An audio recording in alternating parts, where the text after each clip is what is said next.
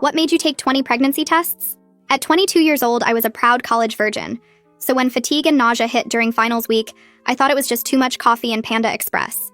8 weeks pregnant, the technician said, showing me the heartbeat on the screen. I laughed, explaining they'd made a mistake. But the doctor's expression shifted from routine to alarmed as she ordered immediate testing. Every test came back normal. Hormone levels, thyroid, everything perfectly of a pregnant woman. My mom accused me of lying when I told her, actually said, "Just tell us who the father is," in that disappointed voice she used when I was 16 and lied about a party. My dad sat silent, and my boyfriend Patty went from supportive to suspicious when I couldn't explain how this happened. I started recording myself sleeping, convinced I was doing something I didn't remember. Still nothing. The police opened an investigation after I begged them to do a grape kit, but the toxicology came back clean. I remember feeling almost disappointed.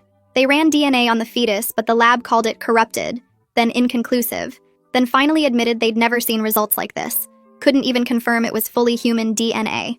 My hands were shaking so bad I dropped the phone. I started keeping a journal, documenting everything, convinced I'd see a lamp staring back at me one day. But the entries were consistent. My mom started leaving parenting pamphlets about honesty around my apartment like passive-aggressive landmines, while Patty's questions got more accusatory, asking if maybe I forgot about someone else or blacked out at a party I never attended with alcohol I never drank. I let him smell my breath every morning for a week, even gave him all my passwords. But the doubt in his eyes was poisoning everything. Word got around fast, and that same week my employer suggested I take unpaid leave because clients were uncomfortable, leaving me with no income and mounting medical bills. I was crying to my boyfriend at the local cafe when a random man walked up to our table. "I am the father of your child," he recited. Before I could respond, he continued, "Remember we hooked up at that guy's party sometime this year? You were wearing that outfit you said you love and we talked about Netflix?" Patty's chair scraped against the floor so loud everyone turned to stare. He screamed that I was either a liar or insane before walking out. I'd never seen this man before in my life. The stranger tried to follow me home holding up his phone, trying to get me to act like I knew him on camera. So I screamed, "This man is trying to touch my butt," until he finally ran away. But the damage was done. By morning, my dad had stopped returning my calls, and social services launched an investigation into my fitness as a mother, interviewing neighbors about my mental state. The caseworker's notes, which I glimpsed when she shifted her clipboard, used words like delusional and potential harm to child. Genetic specialists from Johns Hopkins flew in, running tests that had never been performed on a human before. Even my mom gave up on me after she saw protesters with signs outside their house. Update: 7 months pregnant, living on savings, I had to choose between keeping a baby that destroyed my life, adoption to strangers, or termination which felt wrong somehow. The DNA results got leaked showing anomalies inconsistent with standard human reproduction, which only fueled more conspiracy theories. And unfortunately, when I pushed the baby out, she looked completely normal. 10 fingers, 10 toes, healthy cry. It somehow made everything worse because there was still no explanation. I studied her face for hours, looking for something alien, something that would explain everything, but she just looked like my baby. My dad showed up to the hospital 2 hours later, standing in the doorway holding a teddy bear, avoiding eye contact. "She deserves family," he said, which made me smile. He moved into my studio apartment, slept on the couch, and helped with night feedings while carefully never asking about the father. We developed a routine, him holding the baby while I showered, me cooking while he did laundry, both of us avoiding the question that destroyed my entire life. At 6 weeks postpartum, I was sorting through medical bills when I found him staring at the baby with an expression I'd never seen before. When I asked what was wrong, he said, "She has your grandfather's eyes," which seemed innocent except my grandfather died before I was born and I'd never seen photos. He caught himself immediately, but something in his voice made my skin crawl. The next morning, I woke up to him on the phone whispering, "I told you never to contact me," before hanging up when he saw me. My heart dropped. I walked straight to where Dad stood by the kitchen counter still holding his phone. "Who was that?" My voice came out shaky, but I forced myself to keep going. "And what did you mean about Grandpa's eyes?" He set the phone down too carefully and picked up the baby from her bouncer. "You misheard me, honey." His hands were shaking as he adjusted her blanket. "I said she has your mother's eyes." I grabbed the counter to steady myself. "No, Dad, you said grandfather." He wouldn't look at me and kept bouncing the baby even though she wasn't crying. "You're tired and stressed, maybe you should rest." The way he avoided my eyes made my stomach twist. "Stop lying to me." My voice got louder and the baby started fussing. "Who keeps calling you?" He finally looked up and I saw something I'd never seen before in his face. Fear. Real fear. "Someone's been calling about the pregnancy." His words came out rushed. "They say they know something, but I don't know who they are."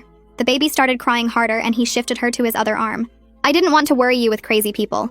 But the way his eyes darted away told me he was still lying. Something inside me snapped. "You have one chance, Dad." My hands were shaking now too. "Tell me everything or you need to leave." The words hurt coming out because I needed his help so bad. He sank onto the couch, still holding the baby. Please don't make me go. Tears started rolling down his face. I can't tell you everything yet, but I swear I'm trying to protect you both. His voice broke on the last word. There are things about our family you don't know. He wiped his face with his free hand. Things I promised never to talk about. I wanted to scream, but the baby was already upset enough. What things? He just shook his head and held the baby tighter. That night, I couldn't sleep at all. Dad took his usual shift with the baby around 2 in the morning. I pretended to be asleep but watched him through barely open eyes. He whispered to her while changing her diaper, but I couldn't make out the words. Every little sound he made had me wondering what he was hiding, what he might know about how she came to exist. When he sat in the rocking chair to feed her, he kept looking over at me, like he was checking if I was really asleep. The bottle made soft sucking sounds in the dark. He hummed something that sounded like a lullaby I'd never heard before. At one point, he whispered something that sounded like, "You're safe now," but I couldn't be sure. My mind raced through every possibility, but nothing made sense. How could Dad know anything about my impossible pregnancy? Morning finally came, and I waited until he went to shower before grabbing my phone. I found Brody Hensley's number that the clinic gave me months ago. My hands shook as I dialed. Legal aid, Brody speaking. His voice was professional but kind. I explained who I was and that I needed help with custody issues. My dad's acting strange, and I'm worried he might be a threat. Saying it out loud made me feel sick. Can you come in this afternoon? I agreed and hung up just as Dad came out of the bathroom. He looked exhausted and avoided my eyes while getting dressed. The baby started crying, and we both reached for her at the same time. Our hands touched, and he pulled back like I'd burned him. "I'll make breakfast," he mumbled and went to the kitchen. The drive to Brody's office felt too long, even though it was only 20 minutes. His office was small but organized with law books covering every wall. He reviewed my thick file while I sat there sweating. "You need to document everything." He looked up from the papers. Every strange conversation. Every suspicious phone call. He leaned forward in his chair. "Social Services is still watching your case closely." My stomach dropped at that. "Any instability could hurt your custody situation." He handed me a notebook. "Write down dates, times, exact words if you can remember them." I nodded and took the notebook with shaking hands. "Record conversations if your state allows one-party consent." He pulled out his phone and showed me an app. "This one's reliable and saves to the cloud automatically." The guilt hit me immediately, but I downloaded it anyway. "I hate spying on my own dad." Brody's expression softened. "You're protecting your daughter." Back home, I set up the app while Dad was doing laundry. Every conversation we had after that felt fake. I'd start recording before asking him anything. 3 days passed with nothing useful recorded. Then while changing the baby's diaper, Dad said it again. "She really does have your grandfather's nose, too." I was folding onesies nearby and froze. "Dad, I've never seen a picture of Grandpa." My voice came out cold. "You know that." He went pale and fumbled with the diaper tabs. "There are old albums somewhere." He wouldn't meet my eyes. Family photos from before. But we both knew that was impossible. The next morning, Dad went grocery shopping, and I searched everywhere. Under his makeshift bed on the couch, through his single suitcase, even checked the bathroom cabinet. Nothing about my grandfather anywhere. I opened my laptop and typed his name into Google. The only result was an obituary from 32 years ago. No photo, just dates and a line about being survived by family. When Dad got back carrying grocery bags, I had the obituary pulled up on my phone. "Where are these photos, Dad?" I held up the screen. "The ones of Grandpa you keep mentioning?" He set the bags down slowly. "They're in storage at your mother's house." We both knew that was a lie. Mom wouldn't even answer my calls, let alone keep family photos for us. "She won't even talk to me, Dad." He started putting groceries away without responding. "Stop lying to me about this." The baby started crying from her crib, and Dad moved toward her. "I'll get her," I said, blocking his path. He backed away from me in the crib, his face looking hurt, but also guilty somehow. I picked up the baby and held her close while she cried, feeling her little body shake against mine. Dad went back to putting groceries away without saying anything else, the kitchen suddenly feeling too small for both of us. The rest of the day passed with us barely talking, just going through the motions of taking care of the baby and doing chores. That evening while I was feeding her, I noticed she felt warm against my arm, warmer than usual. I touched her forehead and it was burning hot, making my stomach drop. Dad jumped up when I told him we needed to go to the hospital right now. He drove while I sat in the back holding her, watching her face turn red and feeling her temperature through her onesie. The emergency room was packed, but they took us back fast when I told them her age and temperature. The nurse checked her vitals 3 times, frowning at the numbers on the screen. The pediatrician came in looking tired until she pulled up the baby's chart on the computer. Then her whole body went stiff. She whispered something to the nurse about the prenatal records while glancing at us like we might not notice. They said they needed to run some tests to check for infection. Standard stuff. But I counted 8 vials of blood they took from her tiny arm. Dad paced the hallway outside our room, his phone pressed to his ear, turning away when I looked through the door window. When I asked who called him at the hospital, he said it was work asking about tomorrow's shift. but his hands were shaking when he put the phone away. The baby's fever broke after 3 hours on its own. No medicine needed, but the doctor said we had to stay overnight for observation just to be safe. I held the baby while they moved us to a room upstairs, passing 2 residents in the hallway who stopped talking when they saw us. Later, when Dad went to get coffee, I heard those same residents outside our door talking about how genetics wanted new samples from our case. My hands started sweating as I pretended to sleep, listening to them discuss the corrupted DNA results from before. The next morning, a woman knocked on our door carrying a thick folder and wearing a hospital badge that said, Gianna Figueroa, genetic counselor.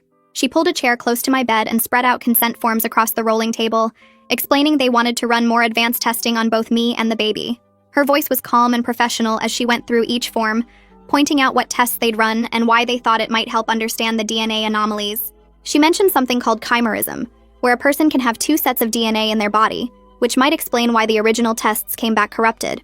Unlike the other doctors who looked at us like we were science experiments, Gianna seemed genuinely puzzled but treated me like an actual person with feelings. She answered my questions without talking down to me, explaining that chimerism happens naturally sometimes when twin embryos merge early in pregnancy. I signed all the forms but told her I wanted copies of everything, tired of being kept in the dark about my own body and my baby's health. Gianna nodded and wrote her direct cell number on the back of her business card, saying I could call her anytime with questions. She was the first medical person to actually give me a way to contact them directly, instead of going through the hospital system. They discharged us that afternoon with instructions to follow up with our pediatrician, though the baby seemed completely fine now. Dad drove us home in silence, but I could see relief on his face when we pulled into the apartment parking lot. Back inside, he kept checking on the baby every few minutes, standing over her bouncy seat with that same weird expression from before. When I asked what he was thinking about, he just said she's perfect, and walked to the kitchen. 2 days later, I was folding laundry when someone knocked hard on our door, making the baby jump in her sleep. The social services caseworker stood there with her clipboard, saying she needed to do a home check as part of the ongoing investigation. She walked through our tiny apartment, taking notes about the sleeping arrangements, asking pointed questions about why Dad was living here. I stayed calm even though I wanted to scream at her, showing her the baby's medical records from the hospital visit and the certificate from the parenting class I took.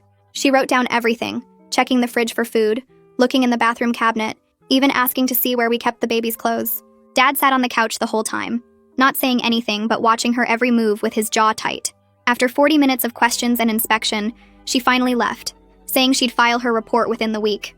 I sat down hard on the couch feeling completely drained, realizing I needed more help than just Dad with his secrets and strange behavior.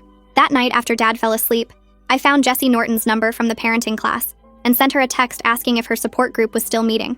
She texted back within minutes saying they met every Thursday at the community center and I was welcome to join them. 3 days later, I drove to the meeting, leaving the baby with Dad even though it made me nervous. The room had 8 chairs in a circle with 4 other women already there, all looking tired but smiling when I walked in. Jessie introduced me to everyone, explaining that this was a safe space for young moms to talk about whatever they were dealing with. I sat down, and when it was my turn, I just said I was a single mom dealing with family drama, leaving out the whole virgin birth situation. Nobody pushed for more details, just nodded like they understood, and one woman even reached over to squeeze my hand.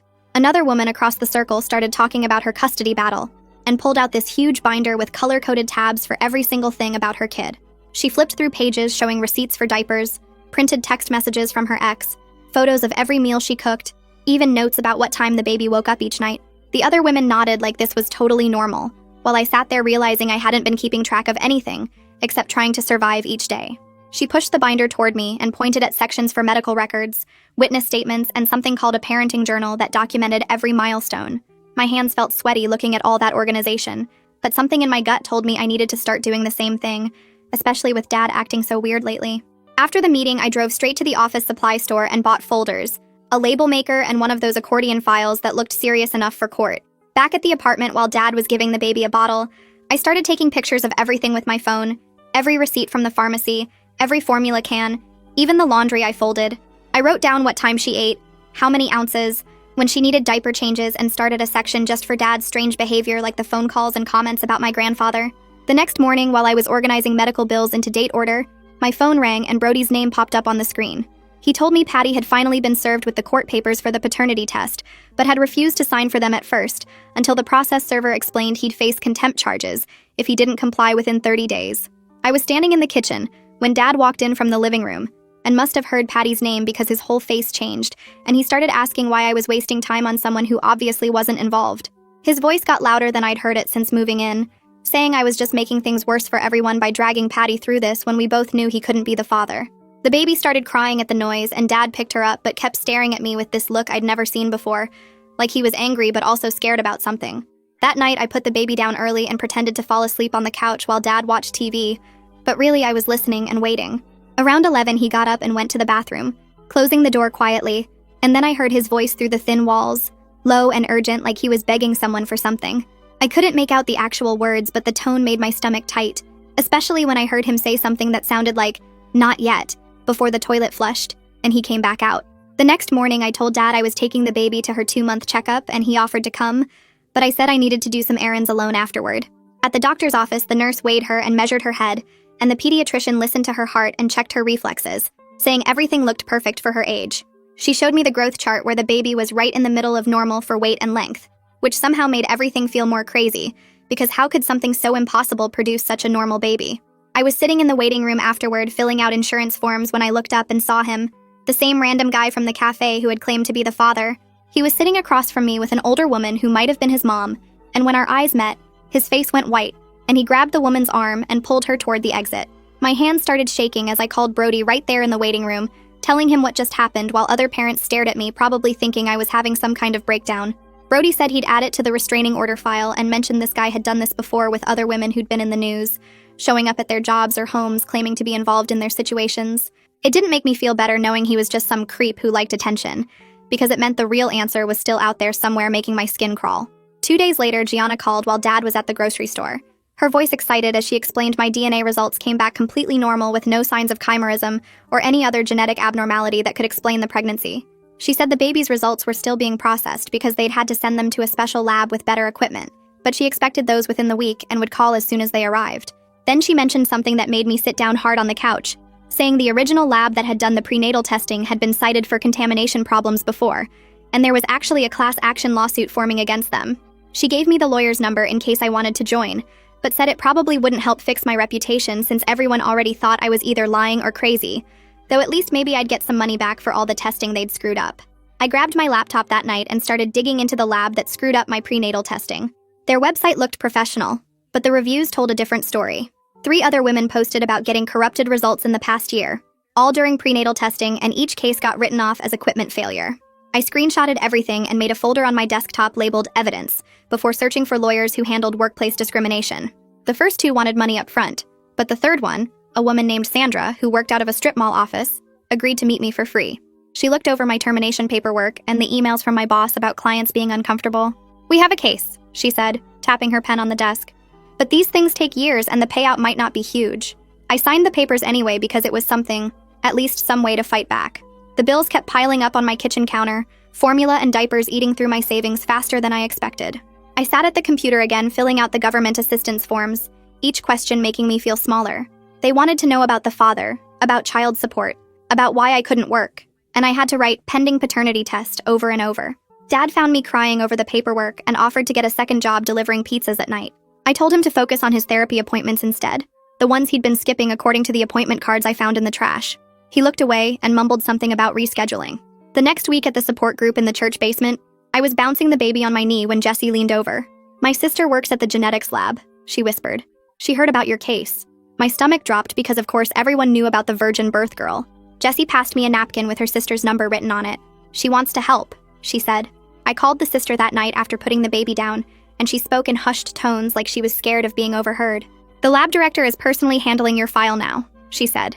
"They've never seen DNA patterns like your baby's, but it's definitely human, just with weird markers they can't explain." She hung up quickly after that, but her words kept playing in my head. My baby was human, fully human, not some alien hybrid like the internet conspiracy nuts kept saying.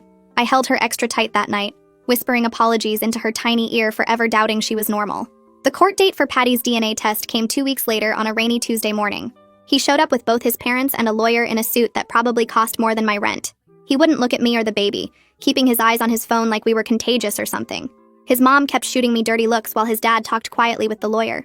The bailiff called us into a small room where a nurse was waiting with collection kits. She explained the chain of custody rules, how the samples would be sealed and signed by everyone to prevent tampering claims. Patty went first, opening his mouth for the cheek swab while his mom watched like a hawk. Then it was the baby's turn, and she started crying the second the nurse touched her face with the swab. Patty's mom muttered something about entrapment loud enough for everyone to hear. The nurse sealed everything in special bags with tamper-proof tape, while we all signed forms confirming we witnessed the collection. The whole thing took maybe 20 minutes, but felt like hours with everyone staring at me like I was trying to trap their precious son. Dad was waiting in the parking lot, engine running, and insisted on driving us home even though I had my own car there. He was quiet the whole ride, just staring at the road while the baby fussed in her car seat. When we got to my apartment, I mentioned the results would take 2 weeks. "I know," he said, not meeting my eyes, and something about how he said it made my skin prickle. That evening, my phone buzzed with a text from Mom, the first one in months, just asking if the baby was healthy. I stared at the screen for a full minute before typing back that she was perfect, and attaching a photo I'd taken that morning of her sleeping in her bassinet. 3 dots appeared and disappeared 5 times before a single heart emoji came through, the smallest possible sign that maybe she was softening. I screenshot it immediately, proof that my own mother hadn't completely written us off. The next morning, while I was changing the baby's diaper, my phone rang with a number I didn't recognize. The victim's advocate from the courthouse explained that the stranger who'd claimed to be the father had violated his restraining order by showing up at the clinic where I'd been spotted. They were issuing a warrant, but she warned me he'd probably just get a fine unless he did something worse. I thanked her and hung up, then double-checked all the locks on our apartment door. Over the next few days, I threw myself into creating routines with the baby, desperate for some kind of normal in all this chaos. Wake up at 6 for her first feeding, then tummy time on the blanket Dad bought while I ate toast. She'd started smiling now, these tiny little grins that made my chest hurt with how much I loved her. Every smile felt like proof to everyone who thought I should give her up that we belonged together. I took photos of each one, building evidence that I was a good mom despite everything. Thursday afternoon, Gianna called while the baby was napping, her voice excited instead of the usual professional tone. She wanted to schedule another appointment to go over the baby's full genetic results, mentioning something about possibly publishing a case study if I'd consent to it. I agreed to come in Monday, curious what had her so interested. When Monday came, Dad insisted on driving us, even though I had my own car. Gianna met us in the genetics department waiting room, practically bouncing with energy as she led us to a consultation room. She spread out charts and graphs across the table, pointing to sequences I didn't understand while explaining the baby had unusual genetic markers, suggesting rapid mutation in certain areas. Nothing harmful, she kept emphasizing, just different in ways they'd never documented before. She theorized it might be some kind of evolutionary adaptation, though she couldn't say to what exactly. The scientific fascination in her voice didn't bother me as much as I expected. At least someone saw my daughter as special instead of proof I was either lying or crazy.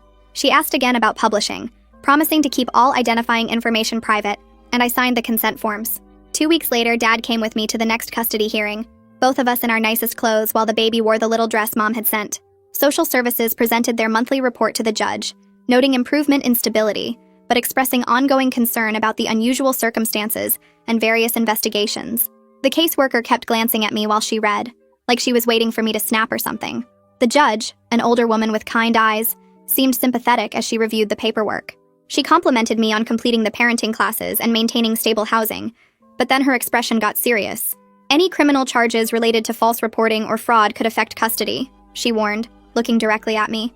I bit my tongue so hard I tasted blood, wanting to scream that I'd done nothing wrong no matter what everyone thought. Dad's hand found mine under the table, squeezing gently. After we left the courthouse, Dad suggested we stop for ice cream even though it was barely noon. As I fed the baby tiny tastes of vanilla from my cone, he brought up the idea of moving somewhere new once everything settled.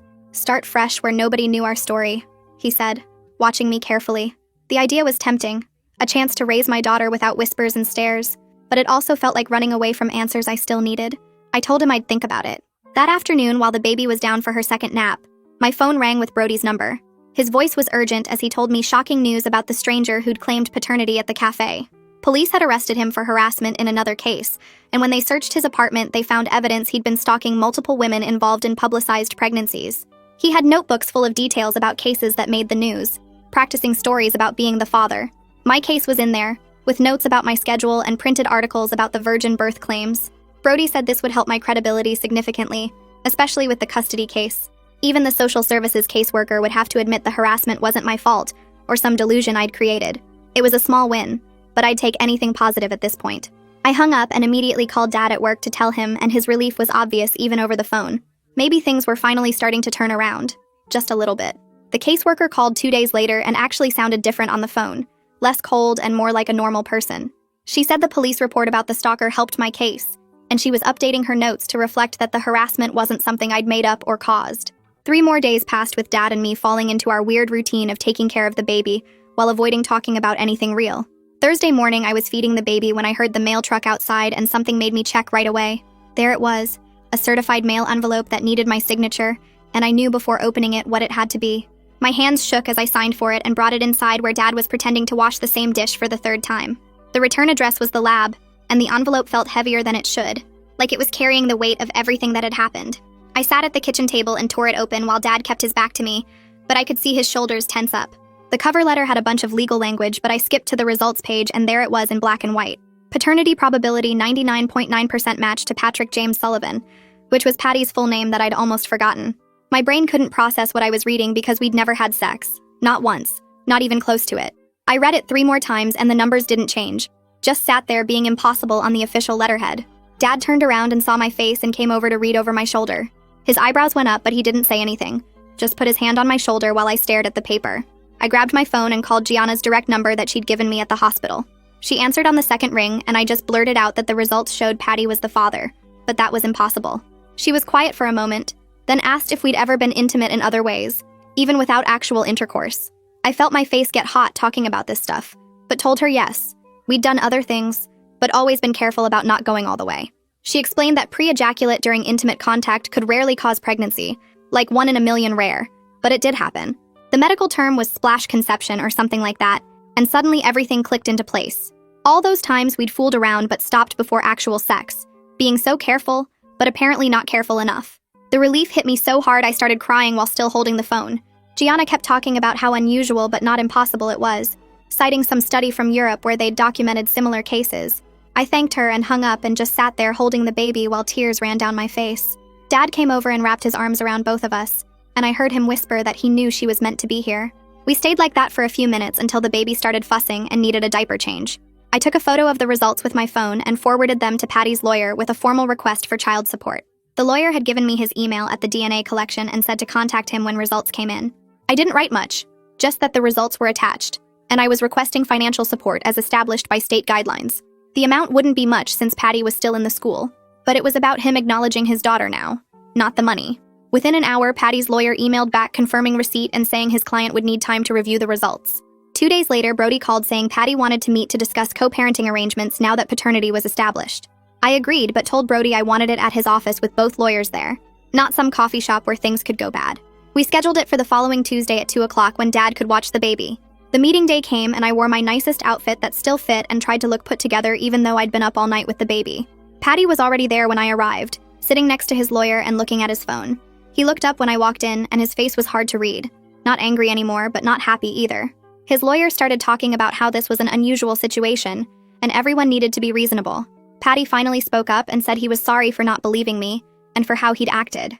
He said the whole thing was just so impossible to understand and he'd reacted badly, but he accepted the results. He pulled out a paper and slid it across the table, a bank statement showing he'd already set up monthly automatic payments.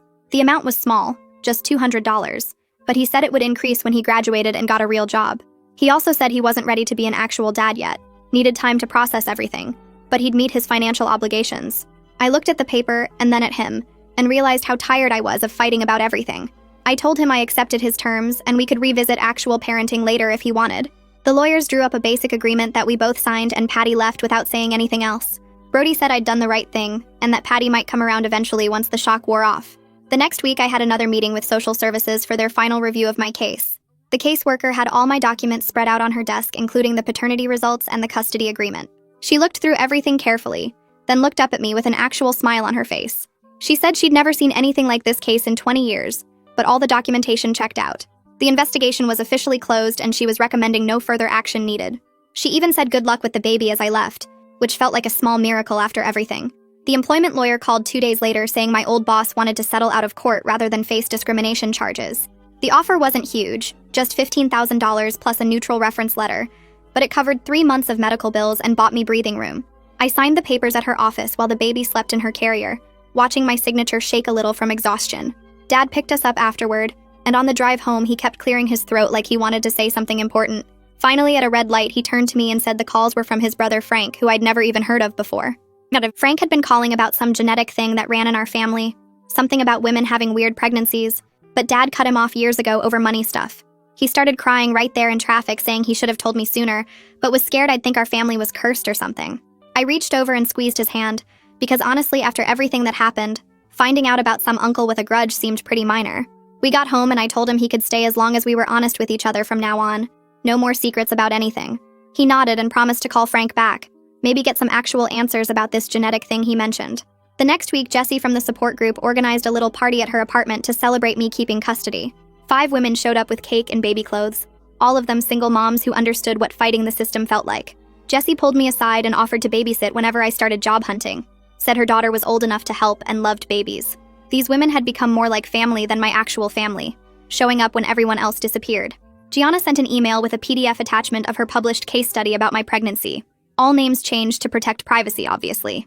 Reading it felt weird, seeing my nightmare turned into medical language about spontaneous conception via minimal genetic material transfer and laboratory contamination factors. She described everything as a perfect storm of tiny probability events. Nothing supernatural, just really bad luck with timing and lab errors. The case study gave me closure somehow. Like science finally admitted weird stuff happens without anyone being crazy or lying. 3 weeks later, Brody called about a data entry job one of his clients needed filled. Work from home, $20 an hour. Not amazing money, but I could do it while the baby napped and slowly rebuild my savings account. I started the next Monday, setting up my laptop at the kitchen table while Dad took the baby for walks. The work was boring, entering insurance claims all day, but boring felt good after months of chaos and drama. 6 months had passed since that first ultrasound that destroyed my life, and now I had a routine that almost felt normal. Dad cooked dinner while I worked. We took turns with night feedings, and slowly the baby started sleeping longer stretches. Then one Tuesday afternoon, Mom showed up at the door holding a bag of groceries and looking everywhere except at me. She picked up the baby super awkwardly, like she'd forgotten how to hold one, but I saw her eyes get wet when the baby grabbed her finger. She didn't say sorry or explain why she abandoned me, just started putting groceries away and asked if I had laundry that needed doing. We worked in silence, her folding tiny onesies while I fed the baby, both of us pretending this was totally normal. She stayed for 3 hours, held her granddaughter, brought in more groceries from her car, then left saying she'd come back next week. After she drove away, I sat in the baby's room just watching her sleep in the crib Dad had assembled last month. The apartment was small but clean, bills were getting paid, and we had a routine that worked even if it wasn't perfect. I thought about everything that happened. The accusations, the abandonment, the strangers claiming to be the father, the DNA tests that made no sense. The truth turned out to be stupidly simple, just weird biology and lab mistakes, but it took destroying my entire life to get there. The baby stirred in her sleep, making those little noises that still amazed me, completely unaware of the chaos she'd caused just by existing. Looking at her peaceful face, surrounded by the stable life we'd built from nothing, I knew we'd make it through whatever came next. The medical mystery was solved, the legal stuff was handled, and even my family was slowly coming back together in their own messed up way. We weren't some perfect family from a movie, just 3 generations figuring it out day by day, but that was enough for now. Well, that's gonna do it for now. Thanks for just being here and exploring all these curious details with me. Always enjoy sharing this time with you. Subscribe for more content like this.